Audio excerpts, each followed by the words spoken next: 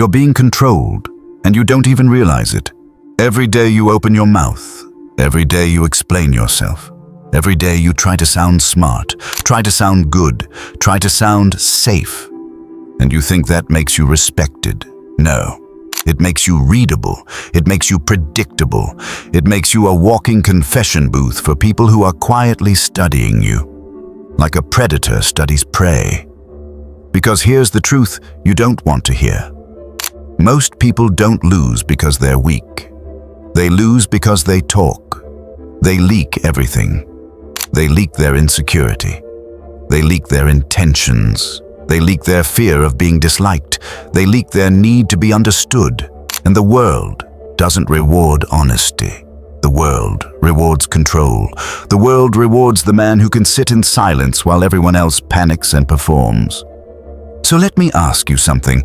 When you speak, are you speaking because it's necessary or because you're scared of the silence? Because silence is pressure. Silence is power. Silence is the room forcing people to feel your presence without you begging for it.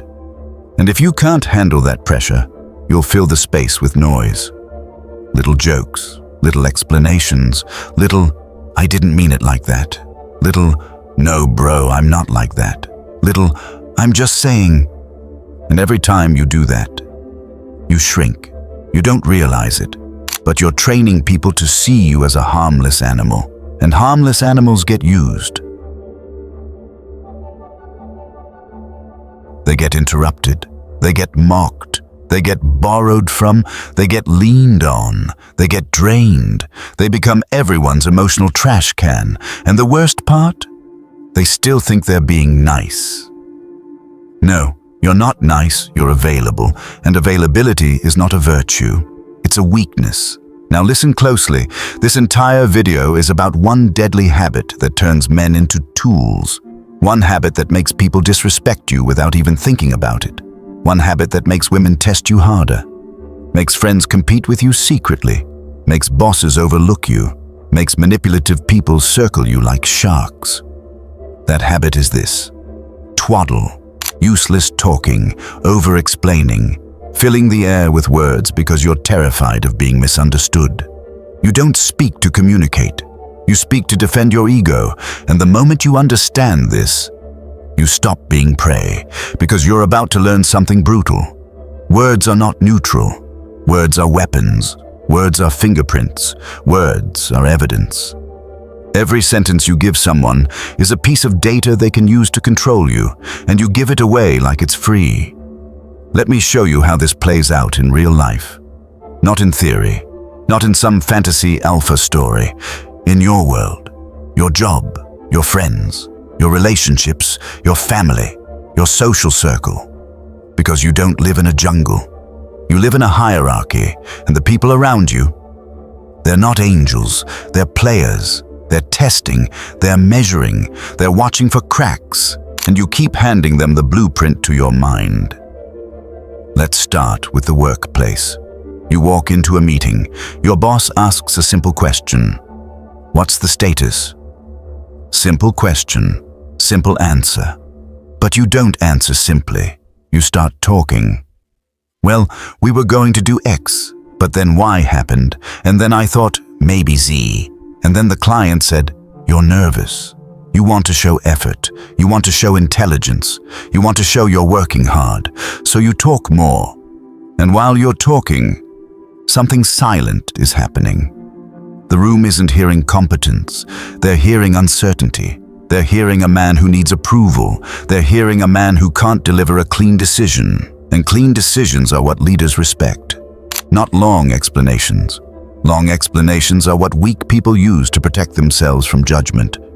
Because you're not just giving information, you're begging for mercy. You're saying, "Please don't blame me." And the moment people sense that, they start blaming you more. Because you've announced that you can be pressured. You've announced that you can be cornered.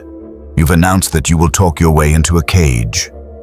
And here's the part you need to understand. Powerful people don't fear being misunderstood. They fear being controlled. So they speak like a blade. Short, sharp, final. Not because they're smarter, Because they're more dangerous. Now, let's go deeper. You know that co-worker? The one who smiles too much, the one who compliments you a little too sweetly. Bro, you're killing it. Bro, you're so smart. Bro, you always have it together. Sounds good, right? Feels good. That's why it works.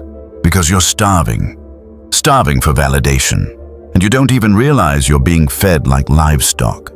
Because while you're eating those compliments, they're studying you. They're learning what makes you react, what makes you glow, what makes you feel important.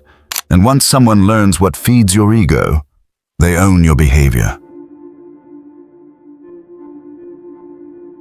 Because now they can reward you, and they can punish you. They can give you attention, then take it away. They can praise you, then disrespect you. And you'll chase the praise like a dog chasing a treat. Not because you're weak, because you're programmable. Now watch what happens next. One day that same coworker throws a joke in front of everyone.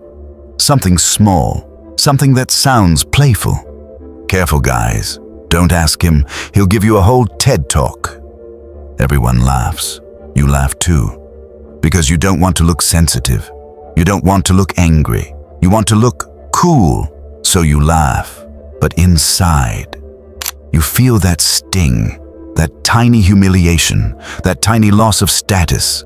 And here's what most men do next. They start talking. They start defending. Bro, what do you mean? I'm just explaining. No, I didn't mean it like that. Haha, yeah, maybe I talk too much. You know what that is? That's surrender. That's you confirming the insult. That's you accepting the label. That's you putting your own neck under their boot and smiling while they press down. Because the joke wasn't the attack. Your reaction was the test, and you failed. You failed because you thought you were in a conversation. You were in a dominance exchange. And dominance exchanges don't reward explanations. They reward control. Now let me hit you with a truth bomb. If someone can make you explain yourself, they can make you obey, because explanation is submission. Explanation is you trying to earn permission to exist, and the higher you go in life, the more people will try to force you into that position. They will provoke you. They will misunderstand you on purpose. They will twist your words. They will accuse you of things you didn't do. Not because they want truth, because they want you to react, because once you react emotionally, you become a puppet.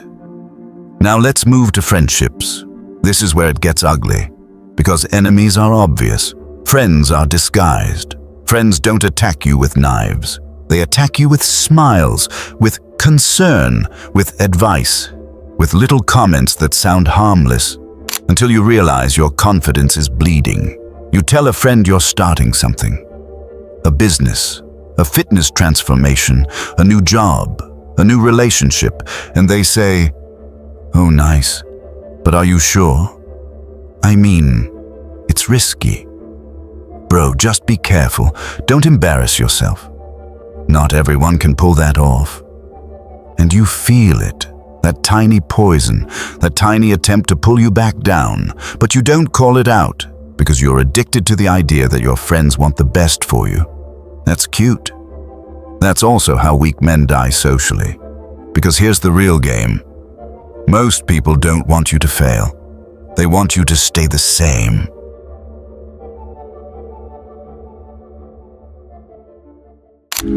Thanks for spending time in this. If this sparked a new way of thinking, hit like and subscribe to keep the ideas flowing. And don't forget, check the description for the links to the resources and the original books we used today. We'll see you in the next one.